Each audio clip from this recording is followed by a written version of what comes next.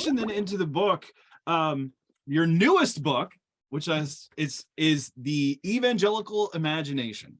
So let's talk about the evangelical imagination for a moment. First of all, let's just talk about the title. Not Christian imagination, evangelical imagination.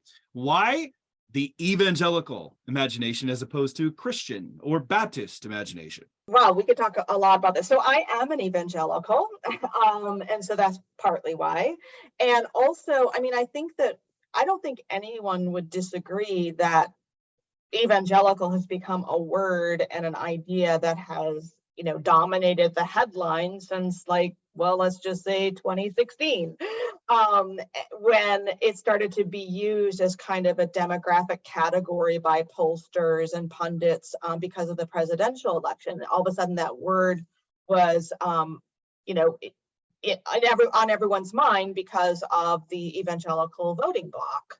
And so a lot of people, either who are outside evangelicalism or even inside, have not really used or understood that term. It's most people don't identify as evangelical. They identify, if they're Christians, they identify according to their denomination, maybe like they're Baptist or Methodist or just they're Christian.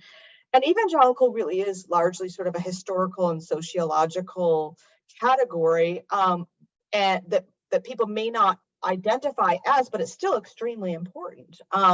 Again, if 81% of white evangelicals voted for for the president in 2016, that's a pretty significant voting bloc. And so, but I actually did my dissertation in this whole area, and that was a long time ago.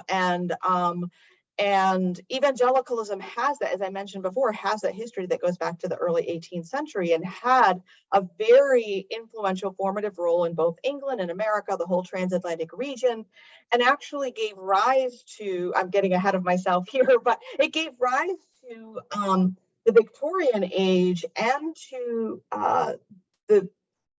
Puritanism, the Puritans that founded America. And so our whole American history, our whole Western civilization in the modern era is very strongly defined by evangelicalism. And that also means that American culture is shaped by evangelicals. And